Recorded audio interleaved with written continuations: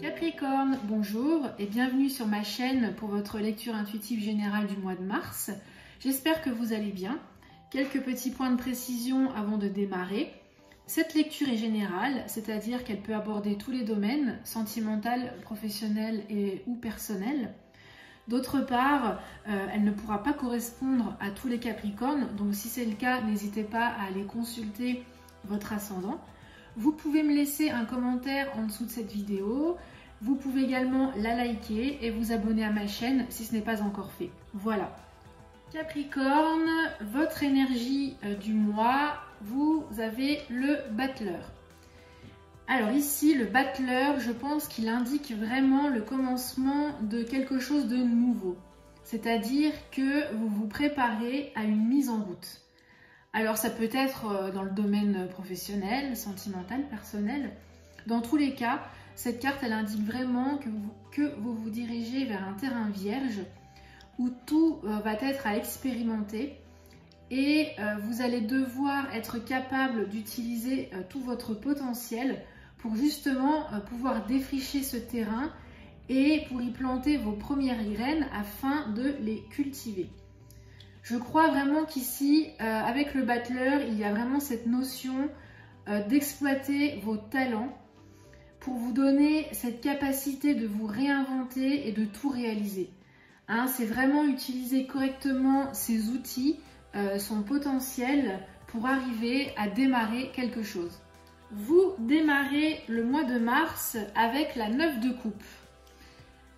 La 9 de coupe, c'est le sentiment, c'est ressentir un sentiment satisfaisant. Alors vous pouvez être dans une situation financière satisfaisante, une situation professionnelle qui vous convient parfaitement, une situation sentimentale stable qui vous procure beaucoup de satisfaction. Mais je pense que malgré le fait que vous soyez dans une certaine stabilité et dans un certain équilibre, peut-être que justement il vous manque la 10e coupe. Alors donc vous voyez sur la carte, on voit donc ce personnage ici, voilà, il est repu, il est content, il se contente en fait de ces 9 coupes. Mais peut-être que malgré tout, vous ressentez le sentiment d'aller chercher la 10e coupe qui manque, pour pouvoir un petit peu aller chercher votre arc-en-ciel et avoir vraiment une pleine et totale satisfaction. Et ce qui me fait penser à ça, c'est le valet de denier qui l'accompagne, parce que ici cette carte elle montre quand même de nouvelles opportunités, des choses qui se mettent en place. Alors ça peut être un nouveau projet qui peut être, comme je vous l'ai dit tout à l'heure, d'ordre professionnel ou même ça peut être aussi dans le domaine relationnel. Dans tous les cas, je pense que pour aller décrocher cette 10e coupe qui vous manque, malgré un état de contentement, vous êtes en train de vous focaliser sur un nouveau but et c'est un but qui est précis. Mais vous en êtes vraiment aux prémices, c'est le début, c'est-à-dire que ce n'est pas encore réalisé. Mais le valet de denier vous encourage réellement à aller vers ce nouveau projet, à aller vers ce nouveau challenge. Hein, c'est un petit peu le fait de sortir de son confort, de son contentement et de se dire je peux encore aller chercher cette 10e coupe pour vraiment atteindre la totalité de mes objectifs. Au niveau du mental, donc ce qui se passe dans votre tête, dans vos pensées, on a la carte de la tempérance. Alors la tempérance ici, elle indique que vous avez quand même des pensées, des idées qui sont équilibrées. Hein, vous n'êtes pas du tout dans l'agitation, dans la confusion. Hein, les choses, elles sont claires, limpides, elles sont sous un même pied, sur un même pied d'égalité, pardon. Mais la tempérance, elle peut aussi indiquer que peut-être vous pensez à vouloir vous réinventer. Et pour le coup, elle peut montrer une alternance, c'est-à-dire des pensées qui jonglent entre le fait de vouloir rester dans sa satisfaction première, dans son confort, ou alors de vouloir prendre un nouveau départ, donc avec notre valet de denier. Et c'est vrai que là, peut-être, vos pensées, elles jonglent, elles naviguent un peu entre ces deux idées. Dans tous les cas, toutes les possibilités s'offrent à vous. Et le chevalier de coupe, donc, qui accompagne la tempérance, vous explique ici d'adopter une certaine intelligence mais émotionnelle, c'est-à-dire vous diriger avec vos émotions, avec vos désirs, avec ce que vraiment vous souhaitez. Alors le chevalier de coupe met la raison un peu de côté et va plus écouter ses sentiments, ses émotions. Hein, c'est vraiment une sensibilité intuitive et il va tendance à avoir mettre de côté l'aspect analytique des choses pour justement vraiment écouter son cœur et réagir avec de l'intuition. Alors c'est sûr, le chevalier de coupe ici, vous voyez, hein, c'est un personnage qui est quand même calme, qui est réfléchi, donc il n'y a vraiment aucune agitation, mais c'est vraiment une carte qui vous invite à commencer à vous projeter dans votre tête, à créer, à mettre en place le projet que vous souhaitez, le projet que vous avez imaginé. Mais cette carte vous indique aussi qu'il faut trouver quand même le juste milieu et ne pas être trop irréaliste. C'est-à-dire que oui, vous pouvez écouter vos émotions, vos passions, vous pouvez vivre vos passions, mais il faut rester quand même dans une sphère réaliste. En ce qui concerne vos sentiments, donc le cœur, les émotions, on a le chevalier de denier.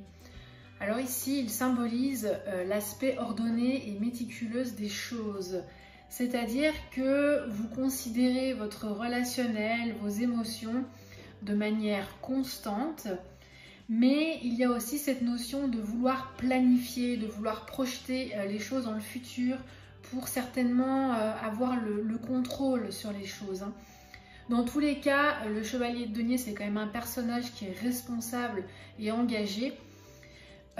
Mais le fait justement d'être trop responsable, j'ai envie de dire, ça laisse très peu de place à la surprise, ça laisse très peu de place aux choses imprévues.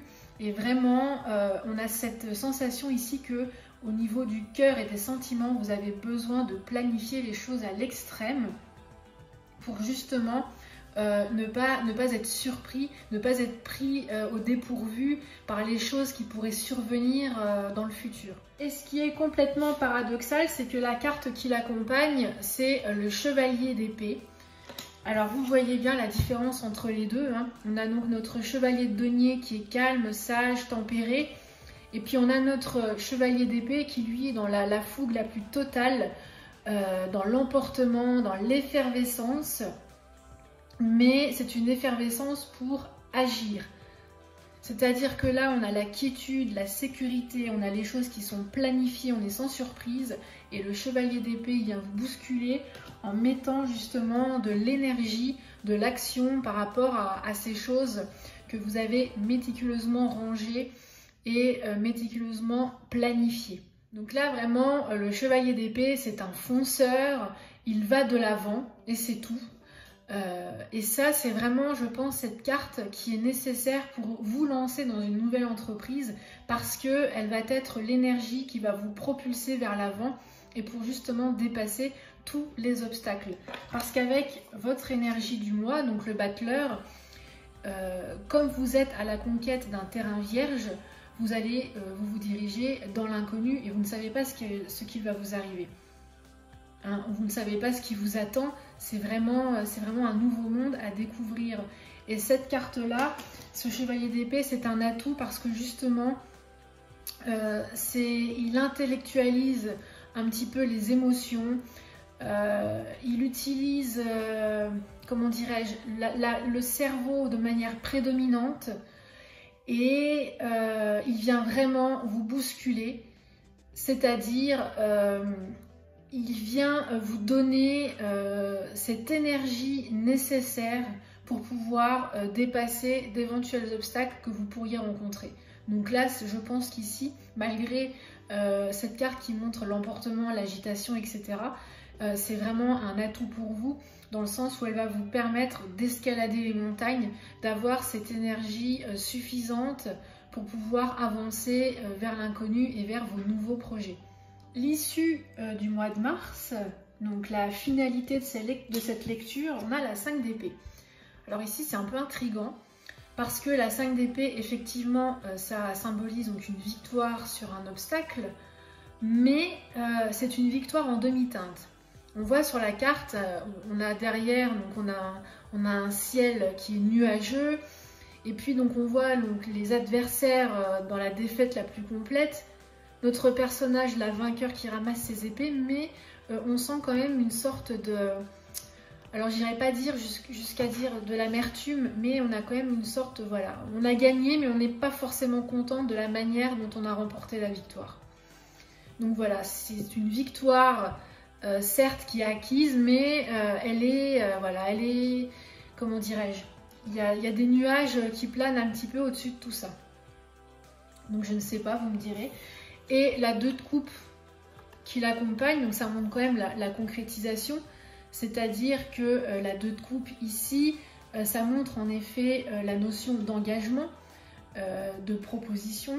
Alors ça peut être dans tous les domaines, ça peut être un partenariat professionnel, ça peut être aussi un engagement pour une nouvelle relation entre 2 personnes. Dans tous les cas, on voit bien sur cette carte les 2 personnes qui sont en train donc, de s'offrir leur coupe, de s'échanger leur coupe, pour vraiment lier, un engagement. Et un engagement qui est somme toute officiel. Voilà.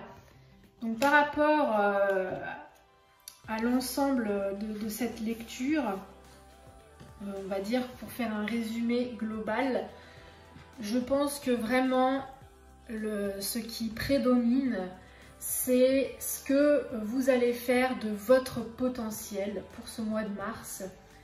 Est-ce que vous allez le laisser sur la table sans vraiment oser l'exploiter? Ou alors, est-ce que vous allez vous sentir capable d'utiliser tout votre talent pour pouvoir démarrer quelque chose? Dans tous les cas, il y a quelque chose qui se met en route, il y a un démarrage et vous avez toutes les cartes entre vos mains pour pouvoir atteindre votre objectif.